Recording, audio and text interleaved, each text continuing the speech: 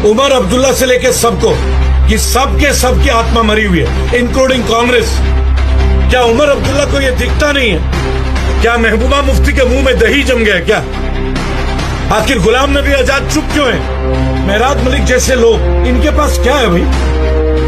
ये फारूक अब्दुल्ला उमर अब्दुल्ला की तरह करोड़पति नहीं है, ये महबूबा मुफ्ती की तरह करोड़पति नहीं है। क्या कर रहे हैं मेहराज मलिक जेल में? क्या गलती की उसने? मैंने उनके पिताजी का एक इंटरव्यू देखा जिसमें उन्होंने बोला कि मैंने मुल्क के लिए अपने बेटे को हवाले किया और मेरे बेटे को जेल के हवाले कर दिया। पीएसए भारत का एक हिस्सा नहीं छोड़ूंगा, हर जगह लड़ूंगा उनके, सुप्रीम कोर्ट तक लड़ूंगा। अस्सलामुअलैकुम। तो कैसे हैं आप सब लोग? उम्मीद करता हूं कि आप सब लोग ठीक होंगे, मजे में होंगे। तो अभी जो बंदा दिल्ली से आया था मेहराज मलिक की सपोर्ट में, अभी वो कुछ बयान दे रहे हैं मीडिया के सामने। कुछ वीडियोस पड़ी है मेरे पास, मैं आपको वो वीडियोस दिखाता हूं, उससे आपको अंदाजा होगा कि वो क्या बता रहे हैं। तो अगर आप चैनल पे नए हैं तो चैनल को सब्सक्राइब करें, वीडियो को लाइक करें, बेल आइकन को जरूर प्रेस करें, आगे दोस्तों में शेयर करें। चलिए जी, मैं वो खुद भी एडमिट कर रहे हैं, कोई बात नहीं। और अगर ये बातचीत जो हुई है, डीसी साहब हरविंदर जी, सबसे पहले तो उनसे एक हाथ जोड़ के विनम्र निवेदन है और अपील है कि ये दो लोगों का विषय है, दो सरकारी पदों पे बैठे हुए लोगों का विषय है, किसी व्यक्तिगत लोगों का विषय नहीं है, पहली बात। और ये दोनों भी भाई है क्योंकि गवर्नमेंट को रिप्रेजेंट कर रहे हैं। One of them is representing the assembly, one of them is representing the entire district. एक पूरा जिला उनके पास है, बराबर। और महराज का जो कंसर्न था, हम ये तो देख रहे हैं कि महराज ने क्या बोला नहीं बोला, पर हमें उन तथ्यों पे जाना चाहिए एक बार कि महराज के पीछे ये वजह क्या थी। करा क्या? डिस्पेंसरी, एक ऐसा डिस्पेंसरी जो 50 कदम ऊपर जाना पड़ता हो, जहां घुटने के बीमार लोग, फिजिकली हैंडीकैप लोग जा नहीं सकते, और उस जगह पे ये डिस्पेंसरी का लोकेशन होना, जो ऑलरेडी शिप हस्बेंड्री और आंगनवाड़ी का कार्यालय चल रहा है, वो ये फाइट कर किस लिए रहा था? वो खुद एक गरीब घर से आता है। इसको रोटेट कीजिएगा इधर भी, नहीं इधर आप डायरेक्शन चेंज कीजिए, आप इधर आइए जी। और आपको एक बात बोलना चाहूंगा कि एक मंच का माध्यम है, मैं बतौर जर्नलिस्ट एक बात आप लोगों से शेयर करूंगा कि हम मीडिया वाले बहुत सारे बाइट्स चला रहे हैं, बहुत सारे रील चला रहे हैं। तो एक अपील उन तमाम लड़कों से है कि तुम लोग जो रील बना रहे हो ना महराज का, केजीएफ का, बाहुबली का रिंगटोन में, क्या महराज बॉलीवुड का एक्टर है क्या? Is a standing MLA. आप उसका पिक्चराइजेशन सही तरीके से दीजिए। पीएसए कब लगता है मालूम है आपको? जब लोगों को लगता है कि पब्लिक के सेफ्टी के ऊपर कोई प्रश्न आ जाए। आप उसे बॉलीवुड टॉलीवुड के हीरोज की तरह रिप्रेजेंट कर रहे हैं, जबकि वो एक असेंबली को रिप्रेजेंट कर रहा है, अपने लोगों को रिप्रेजेंट कर रहा है। उसके सेवा के लिए, मातृभूमि के लिए, देश के लिए कई चीजें नेगेटिव जा रही हैं। देखिए, हम उसके लैंग्वेज के वर्जन का मैं स्ट्रिक्टली कंडेम करता हूं। मैम, आप तमाम चैनलों से मैं एक अपील करूंगा, एक एमएलए का लैंग्वेज नहीं होना चाहिए, लेकिन उस लैंग्वेज के पीछे का रीजन भी अब आना चाहिए। ये मीडिया का काम है, तथ्य आना चाहिए, सत्य भी आना चाहिए। किस बात के ऊपर ये हो रहा है सब? वो लगातार 8-10 बार इस बात के ऊपर उठाता रहा, उससे नहीं सुना गया। लेकिन हाँ, जो उसने बोला वो डीसी साहब के पेरेंट्स को भी बुरा लगा होगा, उनके बच्चों को भी बुरा लगा, मुझे भी बुरा लग रहा है। आप मुझे गालियां देंगे, गंदा बोलेंगे, लेकिन ये डिफेमेशन का केस है। और मुझे लगता है ये डीसी साहब का अकेले का डिसीजन नहीं है, क्योंकि हरविंदर जी के बारे में जहां भी हम सुन रहे हैं, we are listening something very positive. हम बहुत पॉजिटिव देख रहे हैं चीजों को। तो पहला तो एक रिक्वेस्ट आपके तमाम चैनलों के माध्यम से, ये मेरा अनुग्रह रहेगा कि ये रिजॉल्व होना चाहिए। This case should resolve basically, and अगर इस केस को रिजॉल्व करने में पब्लिक अपॉलॉजी की जरूरत है, उनके फादर साहब शमशुद्दीन मलिक जी मेरे साथ हैं, मैं खुद उनको लेके डीसी साहब के घर जा रहा हूं। हम उनके घर जा रहे हैं, हम वहां जाके क्षमा याचना कर ले। यहाँ के आवाम या डोडा के जो लोग हैं, जो उनके प्रतिनिधित्व करते हैं, उनके विधानसभा क्षेत्र के जो लोग हैं, जो यूथ विंग है, सीनियर विंग है, जो गांव के प्रधान है, वो भी रेडी है इस चीज के लिए। मसला केवल इतना है कि let him have a chance. He is not doing something to create chaos in public. He is not a rioter. वो राइट या दंगे उत्पन्न नहीं करवा रहा है, वो एक डिस्पेंसरी के लिए आवाज उठा रहा था। बेशक भाषा गलत थी, हमें मुद्दा भी देखना चाहिए। ऐसी क्या बात है? ऐसे तो कंगना रनौत ने बहुत सारी बातें बोल दी, पीएसए लग गया क्या? आप तेलंगाना में एक मेंबर ऑफ पार्लियामेंट को देखिए, उन्होंने मां की गाली दी है स्टेज में अपने बेटे को लॉन्चिंग करते हुए, तब क्या हो जाता है? तब पीएसए लग जाती है क्या? राज ठाकरे, उनके पार्टी इतने करते, पीएसए लग गया क्या? ऐसा क्या स्पेसिफिक है जो महराज के लिए पीएसए ऑन व्हाट ग्राउंड्स, वो ग्राउंड क्लियर होने चाहिए, वो ground those grounds should be clear. इस वक्त भी मेरे पे गवर्नमेंट अथॉरिटीज के कॉल आ रहे हैं, मुझे आए हुए 1 घंटा नहीं हुआ, लोग लोकेशन मांग रहे हैं। क्या हमारा आना, क्या एक जर्नलिस्ट का आना, क्या एक एक्टिविस्ट का आना, इसके ऊपर कभी चर्चा नहीं होगी? आप मीडिया के साथी हैं, आज एक डिस्पेंसरी के लिए कोई आवाज उठा रहा है, मैं कहता हूं हम एक इंडिपेंडेंट स्टेट में है, एक गवर्नमेंट और लोगों का चुना हुआ प्रतिनिधित्व वाली सरकार है JNK। क्या कभी इस बात पे प्रश्न कोई नहीं उठाएगा कि प्रेस क्लब क्यों नहीं खुला है? अब तो गवर्नर रूल नहीं है, क्या अब CM साहब नहीं है, क्या केंद्र की सरकार नहीं है? The whole government is running. इसी तरह एक सवाल नहीं है, उसके कई सवाल हैं, कई बार उठे, उन्हें इंटरटेन नहीं किया गया, तब जाके उनके लैंग्वेज खराब है। पर अगेन मैं बोलूंगा, जो गलत है सो गलत है, उनके ऊपर मुकदमा दर्ज कीजिए, चाहे जेल में रखना है रखिए, गाली गलौज का मुकदमा कीजिए। आपको गाली गलौज का मुकदमा दर्ज करना चाहिए। 2 इंडिविजुअल लोगों की लड़ाई PSA कैसे हो सकती है? 2 सरकारी मुलाजिमों की लड़ाई, how can it be PSA? जी सर, आप ये जो क्षमा की बात कर रहे हैं, क्षमा याचना, आप बोल रहे कि हम जा रहे हैं, ये किस विषय में? आप जो उन्होंने गाली दी है या फिर जो उन्होंने बुरहान वानी को अपना आइडियल बोला है? देखिए, आपका प्रश्न अगर क्षमा याचना मेरी ओर से पूछना है तो उत्तर मेरा होना चाहिए। आपने 2 ऑप्शन मुझे दे दिए, दोनों में से एक भी ऑप्शन मेरा नहीं है। मेरा ऑप्शन एक तीसरी बात को कहता है मैम, मेरा ऑप्शन ये कहता है if you say something wrong we must apologise. अगर हमने कुछ गलत किया, माफी तो मांगनी चाहिए। क्षमा वीरस्य भूषणम, ऐसा तो हमारे वेदों में लिखा हुआ है। मैं सनातन हूं तो सनातन की बात करूंगा। अगर मैंने किसी का अपमान किया है तो मेरा अधिकार है कि मैं जाके क्षमा मांगू। मुझे क्या अधिकार है किसी को खराब बोलने का? उनके वालिद साहब तो मेरे साथ बैठे हैं, मैं गलत बोल रहा हूं क्या? भाई, इनके लिए महराज जैसे बेटे की तरह है, हरविंदर जी भी इनके लिए बेटे की तरह ही होंगे, इससे कम भी नहीं, इससे बड़ा भी नहीं। और मुझे लगता है हरविंदर जी खुद बहुत सौम्य व्यवहार के हैं और एक IAS है, एक बहुत बड़े पद पे हैं। क्या वो इस बात की गरिमा को वो भी समझते होंगे? और रही बात है बुरहान वानी की, I am not concern with Burhan Wani. मैं अपने देश के संविधान और कानून को बहुत मजबूती से मानता हूं। अगर मेरे देश का कानून किसी को अपराधी बोलेगा और वो चीज साबित होगी तो देश का कानून करेगा, तो मैं भी देश को मानूंगा। लॉ अबाइडिंग सिटीजन है। जब महराज मलिक ने शपथ ली थी तो कॉन्स्टिट्यूशनली उसने एक ओथ लिया था, मैंने टुक द ओथ, उस ओथ के he has to do it। तो हमारी क्षमा याचना उस परिवार से, DC साहब के परिवार से। हमें दुख है, हमें खेद है कि महराज की वजह से जो उन्हें मानसिक कष्ट हुआ, उनको परिवार को जो महसूस हुई, हम उसके लिए क्षमा मांगते हैं। लेकिन आप अगर बात बोलेंगे पॉलिटिकली मोटिवेशन, व्यूअरशिप के लिए या वायरल करने के लिए, किसी भी बात के लिए आपका अधिकार है, क्योंकि आप एक पत्रकार है, आप एक ज्वलंत पत्रकार है, आपका अधिकार, आपको पूछना चाहिए। तो ये grounds, this is for Mehraj Malik, there is no place of Burhan Wani in this incident. It is about PSA, it is about the measures. PSA कैसे लगता है, भारत के हर व्यक्ति को जानना चाहिए। को नहीं मालूम है कि BNS के क्या क्या प्रावधान है, अच्छे खासे बड़े बड़े वकीलों को नहीं मालूम है, कानून लागू हुआ है। आप जाके वकीलों का इंटरव्यू लीजिए, BNS के बारे में बता नहीं पाएंगे, किताबें पढ़ रहे हैं, सब नया है मैम।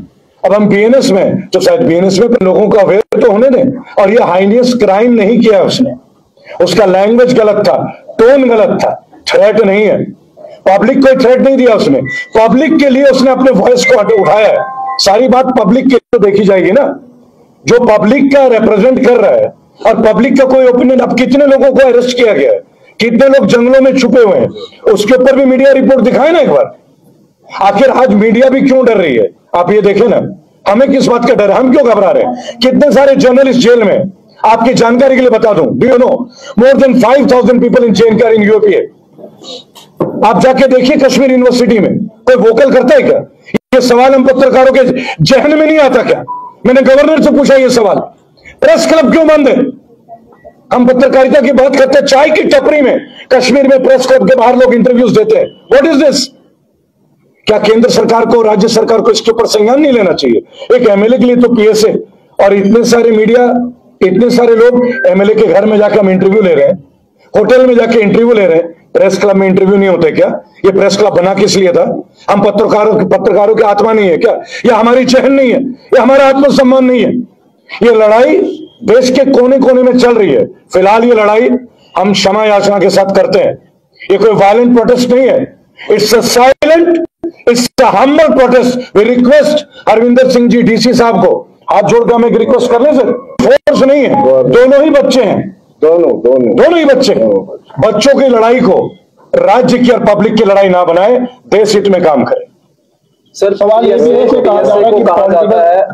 कहा जाता है पब्लिक सेफ्टी एक्ट जी। महराज मलिक को इसी सेफ्टी एक्ट के तहत जो है बुक किया गया है, और वही पब्लिक जो है वो सड़कों पे आई, चौक चौराहों पे आई, और लाखों के तादाद में वो पब्लिक आई। तो आप किस तरह से देखते हैं कि ये किस तरह का कानून जो है वो लागू किया गया? देखिए, कानून का इम्प्लीमेंटेशन बहुत डिफरेंट है।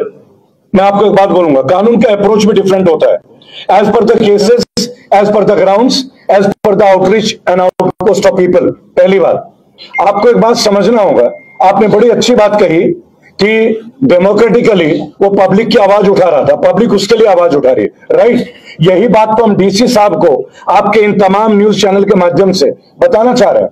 और क्या बताना चाह रहे हैं, और हम लिखित तौर पे भी जाएंगे, हम वीडियो डायरेक्ट भी जाएंगे। रेबल फाउंडेशन के लीगल टीम यहां पे आई है, उनके जो लीगल टीम है निर्मल कोतवाल जी और बाकी भी जो लोग हैं वो समाज में प्रतिष्ठित है, बार काउंसिल के प्रेसिडेंट भी रहे, वर्तमान एमएलए भी है। क्या वो प्रोटोकॉल से नहीं जानते क्या? हाँ, एक अपील में जम्मू कश्मीर के नेशनल कॉन्फ्रेंस और पीडीपी के सो कॉल्ड बड़े नेताओं को बोलूंगा, यार जब तुम्हारे साथ कुछ बात होती थी तुम तो पूरा जन आंदोलन कर देते थे। क्या वे डर गए क्या इस बच्चे से? इस बच्चे से डर लगने लग गया क्या? तो डरना जायज है आप लोगों का, क्योंकि इतने सारे एमएलए में आप लोग खुल के आ भी नहीं रहे। आपको तो विधानसभा में आना चाहिए, इसके ऊपर एक रेजोल्यूशन के लिए स्टैंड लेना चाहिए। ये आपका भाई नहीं है क्या? जिस दिन ग्राफ निकलेगा ना आपके तमाम एमएलए का, उन तमाम एमएलए में महराज मलिक नंबर 1 की कैटेगरी में आएंगे, जो जनता का संबोधन करते हैं। आप में से कितने लोग करते हैं, कितने फॉर्च्यूनर में घूमते हैं, उसका डेटाबेस में निकालेंगे। वक्त है, आज इसकी बारी है, कल तुम्हारे पे भी आएगी। ये तो लोगों के लिए लड़ रहा है, तुम अपने लिए लड़ रहे हो। इसीलिए महराज के लिए आवाज बनो, ये जन का आवाज है, आप लोगों की आवाज है। यहां पॉलिटिक्स मत खेलो। लैंग्वेज गलत था, तभी तुमके वालिद सॉरी फील कर रहे हैं। भाई मेरा तो कोई ब्लड रिलेशन नहीं है, I am not from JNK, I am feeling bad because he was selected as an MLA. He should have control on his language. But ये language war है, it is not a war on people, it is not a war against people. हम इसे PSA में कैसे ला सकते हैं? That is it. जी sir मेरा एक पॉलिटिकल सवाल है इसमें। भाजपा ये कहती है कि जो महराज मलिक को सपोर्ट करता है वो आतंकवादियों को सपोर्ट कर रहा है, तो इसमें अपनी क्लियरेंस जो है वो आपकी तरफ से भी आनी चाहिए, क्योंकि आप भी उसके हक में आए हैं, और ये सवाल जो है आपसे पूछना भी जायज बनता है। सर देखिए, जायज भी आपने तय कर लिया, सफाई भी आपने मांग ली, तो मुझे बोलना ही जैसा आप बोले मैं वही लाइन दे देता हूँ। पत्रकार महोदय, मैं केवल एक बात बोलूंगा, अगर हमारे देश में एक प्रॉब्लम चल रही है, there is a war between patriotism and hyper nationalism. देशभक्ति और पार्टी भक्ति का युद्ध छिड़ा हुआ है हमारे देश में। देशभक्ति हमें जिम्मेदार बनाती है, पॉलिथीन भी उठाओगे तो उठा के रखोगे, सड़क पे नहीं फेंकोगे, दैट इज पेट्रियोटिज्म। राष्ट्रगानों को तो खड़े होंगे, दैट इज पेट्रियोटिज्म। तुम्हारे साथ अन्याय हो रहा है, आवाज बनोगे, वो देशभक्ति, पेट्रियोटिज्म। अभी हाइपर नेशनलिज्म है, ये इंडियन आर्मी के लोग बोल रहे हैं, रिटायर्ड IAS बोल रहे हैं वर्तमान सरकार से कि अगर आपने एक पार्टी की बात को नहीं मानी तो देशभक्ति का अगेंस्ट चला जाएगा, राइट। राजीव गांधी भी यहीं के PM थे, मनमोहन सिंह भी यहीं के PM थे, नरेंद्र मोदी जी भी यहीं के PM है, उनके बाद भी कोई PM बनेगा। PM आएंगे, PM जाएंगे, पार्टीज आएंगे, पार्टी जाएंगे, पेट्रियोटिज्म कहीं नहीं जाता। लेकिन हाइपर नेशनलिज्म आज हमें बता रहे कि हमें क्या करना चाहिए। हाइपर नेशनलिज्म हमें ये बता रहे, देश में ना 20 करोड़ लोग एक टाइम खाने के लिए संघर्ष कर रहे हैं, उसकी बातचीत नहीं हो रही है। लेकिन लड़कियां कपड़े कैसे पहने, कैसे चलें, कैसे चलना चाहिए, ये हमें उस आदमी से सीखने मिल रहा है जो अपना इस प्रवचन के लिए 2 करोड़ रुपए लेता है, राइट। हमें प्रश्न यहां उठाना चाहिए, हमें कैरेक्टर उन लोगों से सीखना पड़ रहा है जो हमें सिखा रहे हैं। यानी हमारे माँ बाप ने हमें कोई तहजीब, हमें कोई संस्कार नहीं दिया है। टेररिज्म के ऊपर बात करने के लिए मैं उपयुक्त व्यक्ति नहीं हूं, उसके लिए अथॉरिटीज हैं, और जिनको टेररिज्म करना था वो सही जगह पहुंच गए, ये भी आपको बता रहा हूं। और जो आगे करेंगे वो भी सही जगह पहुंचा दिए जाएंगे, उसके लिए आर्मी काम कर रही है। We are very proud of our army, we are very proud of our army. अब कोई किसी के साथ कैसे जोड़े, अगर आपको लगता है कि नितिन गडकरी जी कभी सवाल पूछिएगा, हमें बड़े अच्छे लगते थे, अपने बच्चों के लिए उन्होंने पेट्रोल में इथेनॉल मिला दिया, मीडिया कहां जाती है, उनका बेटे की कंपनी 12 करोड़ से 512 करोड़ हो जाती है एक साल में, वहां इन्वेस्टिगेशन नहीं हो रही है। NHI प्रॉफिट में थी, खत्म होगी, इन्वेस्टिगेशन नहीं हो रही है। आयुष्मान कार्ड प्राइवेट हॉस्पिटल में काम नहीं करता, इन्वेस्टिगेशन नहीं है। आजादी 2014 में मिली है, आपको तो शायद पता ही बाद में लगा होगा, आप उसके साथ बाद ही पैदा हुए होंगे। मैं गर्व से कहता हूं, 50 साल का हूं, बहुत लंबे टाइम से राष्ट्रीय ध्वज फहरा रहा हूं गर्व के साथ। जब मिली थी वो आप भी जानते हैं, मेरे पिताजी भी जानते हैं और उनके पिताजी भी जानते थे। तो this is not about terrorism, this is about individuals dedication for Doda. एक तरह के हॉस्पिटल के लिए, डिस्पेंसरी के लिए पूरी लड़ाई है। उस लड़ाई को पब्लिक बनाम सरकार नहीं होनी चाहिए। अगर आप सब लोग साथ दें, आप मीडिया के बहुत प्रबुद्ध लोग हैं, बहुत प्रबुद्ध लोग हैं, और मैं गर्व से एक बात बोलूंगा, आज जो सैटेलाइट टीवी नहीं दिखाती वो आप लोग दिखा रहे हैं। आज आप लोगों ने इतनी मेहनत की, कल तो कोई यूट्यूब झांकी नहीं, आज वो लोग यूट्यूब में उतर के आए हैं, तो कहीं ना कहीं सच्चाई अपना रास्ता ढूंढ ही लेती है। This is it. सवाल ये है कि क्या लग रहा है पॉलिटिकल प्रेशर दबाव है, उसके चलते PSA लगा हुआ है? देखिए, पॉलिटिकल प्रेशर क्यों नहीं होगा, it's a political war going on, party बनाम पार्टी। आप मुझे एक बात बताइए, आप तो JNK के स्थानीय पत्रकार हैं, महबूबा मुफ्ती तो बहुत विरोध करती थी, वो बीजेपी के साथ चली गई। उमर अब्दुल्ला पहले भी थे भाजपा के साथ, कौन नहीं जानता है भाई। पॉलिटिशियन तो सब मौसेरे भाई होते हैं ना, शाम को कॉफी तो इकट्ठे पीनी है, देखते नहीं है पार्लियामेंट की कॉफी और बिरयानी कैसे चलती है। ये सारी लड़ाई कॉमन लोगों के लिए। इस बीच एक गरीब घर का लड़का कहीं अपने क्षेत्र के लिए लड़ रहा है। Have mercy on him, have sympathy on him and have support for him. अभी तक ये जो चल रहा है ना हम लोगों का, ये रिक्वेस्ट मोड में चल रहा है, ये झुकाव मोड पे चल रहा है। हमारे पास सारे विकल्प हैं, कानूनन भी है, और हम करेंगे। अगर रामदेव जी को 6 करोड़ 92 लाख की पेनल्टी करा सकते हैं ना पत्रकार महोदय, तो इनको भी PSA से निकाल के दिखाएंगे। सर, आज हर कोई ये बात कर रहा है, चाहे महबूबा मुफ्ती हो या उमर अब्दुल्ला हो, वो ये कह रहे हैं कि PSA रिवोक होना चाहिए।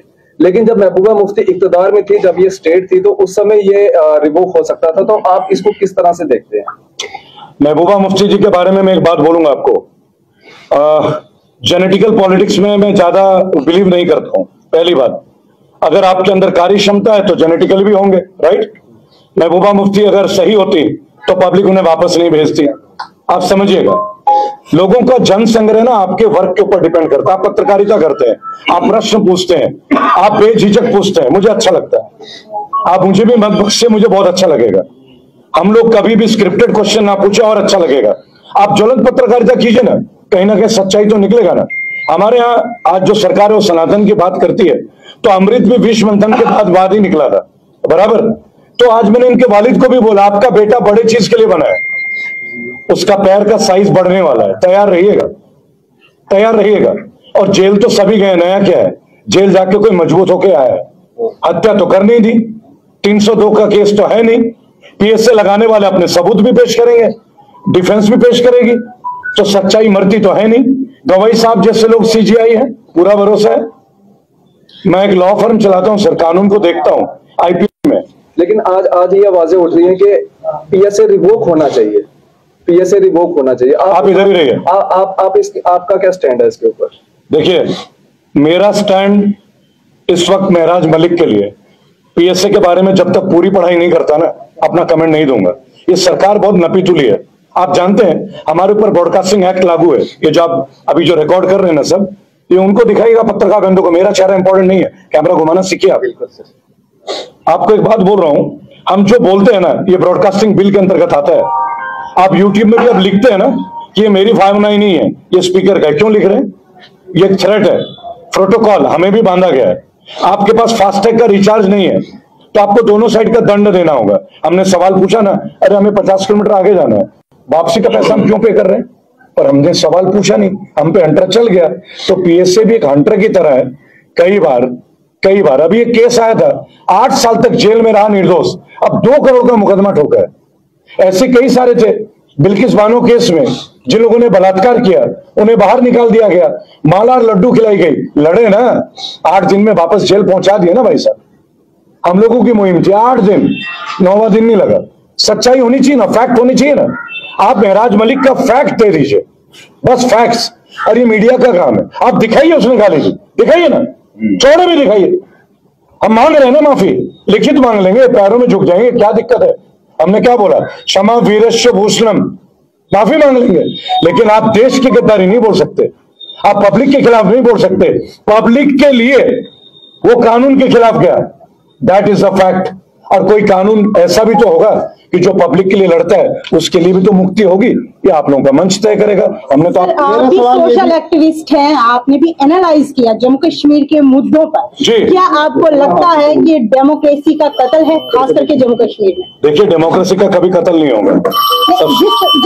जिस हिसाब से सिचुएशन चल रही है, महराज मलिक साहब इस वक्त बीएसए के केस में जेल में है, लेकिन जो डोडा के मुद्दे रहे हैं, डोडा की जनता सफर कर रही है, महिलाओं पे वहां पे लाठियां बरसाई जा रही है, ठीक है। इस वक्त मुद्दे साइड पे रह गए, जो बाढ़ के बाद वहां पे जो है मुद्दे बने, लोगों को खाने पीने का, बिजली का, रहने का, बहुत सारी परेशानियों का सामना करना पड़ा, और उसके बाद एक नया मुद्दा उभर गया महराज मलिक साहब का। ठीक है, हम भी मानते हैं, मैं फिर से बोल रही हूँ, शायद मेरा 7वां लफ्ज है कि मैं बोल रही हूँ, महराज मलिक ग्रेट लीडर है, लेकिन उसके बावजूद भी अपशब्द उन्होंने भाषाएं बोली, ठीक है, उसके बाद PSA लगा, लेकिन जो जनता सफर कर रही है उसका क्या? देखिए ना, जनता को आप भट्टा पार्सल के कांड देखिएगा, किसानों के लिए भूमि अधिग्रहण बिल इस गांव से शुरू हुआ, 8 किसानों की हत्या हुई, 6 सरकारी कर्मचारी मारे गए, इंक्लूडिंग DC को भी गोली लगी थी, आपकी जानकारी के लिए। अभी तक उनके मुकदमे 17 साल हो गए, निस्तारण नहीं हुआ, वो अपनी जमीन देना नहीं चाहते थे, राइट। एक्चुअल क्या है ना, पब्लिक ग्रीवियंस के लिए MLA और MP बनते हैं, महराज मलिक भी बना, पब्लिक ग्रीवियंस के लिए ही कानून बनते हैं, पब्लिक को प्रोटेक्ट करने के लिए, उनके लिए भी बना। महराज आवाज बने, आवाज का दमन किया जा रहा है, लेकिन यहाँ पे थोड़ा सा पैरेलल एक रूल टूट गया, जैसा कि आपने बोला कि उनकी भाषा गलत थी, तो सिचुएशन बदलेगी, हालात भी बदलेंगे, ये लड़का भी बाहर आएगा, बाहर आके फिर नए स्पीड तरीका बदलेगा, आवाम की बात तरीके से प्रेजेंटेशन होगी, अब लीगल रिप्रेजेंटेशन होगी। भारत के इतने संगठन महराज मलिक के लिए आ चुके हैं, आपको नहीं लगता संजय सिंह एक राज्यसभा के सांसद है, आधुनिक भारत के संविधान के एक पद पे समय देख, उनको मिलने नहीं दिया गया, क्या परमिशन नहीं होनी चाहिए? उन्हें किससे खतरा है? लेकिन हाँ, फिर बोलूंगा, बुरहान वानी जो शब्द इस्तेमाल किया गया ना, जी बोलिए प्लीज। जिस वक्त वो लड़का 19 में जी 2019 में उतरा DDC के लिए, उसने कहरा में बोला कि अगर बुरहान वानी को कश्मीर के लोग ब्रांड मानते हैं, मैं तो आपके लिए लड़ना आया हूँ, मुझे क्यों नहीं ब्रांड मानते? ये बोला गया, ये एडिट किया गया, तो करो वही, ये एडिट किया गया। उसने बोला ये कहरा में जलसे में कि अगर बुरहान वानी को वो ब्रांड मानते हैं कश्मीर के लोग, वो क्या कहते जो यहाँ के लोग हैं, हाँ वोटर हैं जी, मानेंगे। वो तो एक टेररिस्ट था, उनको पाकिस्तान में खवारिश कहते हैं, खवारिश जिसकी कोई जात नहीं होती। आप मुझे क्यों नहीं मानते हो ब्रांड, जो मैं आपके लिए कुर्बानी देने के लिए तैयार। एक बाप का सर देखिए, आप निकालो वो वीडियो। उन्होंने काट कर बुरहान वानी कौन है? वो ब्रांड था एक कश्मीर का, वो टेररिस्ट था या कुछ था, मलिक साहब, उसने बोला कि अगर उसको मानते हैं कश्मीर के लोग ये ब्रांड है, तो मैं ब्रांड नहीं है पब्लिक के लिए। मलिक साहब, एक बात, आप सबसे छोटा सा प्रश्न है, चारों भीड़ की तादाद पे ये बोला कि तुम बुरहान को क्यों ब्रांड मानते हो, मुझे क्यों नहीं ब्रांड मानते, और उस चीज को एडिट करके, टाइप करके, रिकन्वर्ट करके, रीमिक्स करके आपने क्या दिखा दिया? यानी फंसाने की कोशिश। तो देखिए, एक रिपीट अगेन बोलूंगा, एक बुजुर्ग बाप है, बीमार है, उनका केवल एक बात कहना था, उनको केवल एक बात कहना था कि हमारे महराज ने एक बात बोला था कि तुम लोग बुरहान को ब्रांड मानते हो, मुझे क्यों नहीं मानते, यही तो बोला है ना। वीडियो देख लीजिए, 1 मिनट वीडियो देख लीजिए, और उसके बाद सुप्रीम कोर्ट में भेज दीजिए, और हम सुप्रीम कोर्ट की बात को मान लेंगे, बराबर है। उम्मीद करता हूं कि आपको आज का वीडियो अच्छा लगा होगा। चैनल को सब्सक्राइब करें, वीडियो को लाइक करें, बेल आइकन को जरूर प्रेस करें।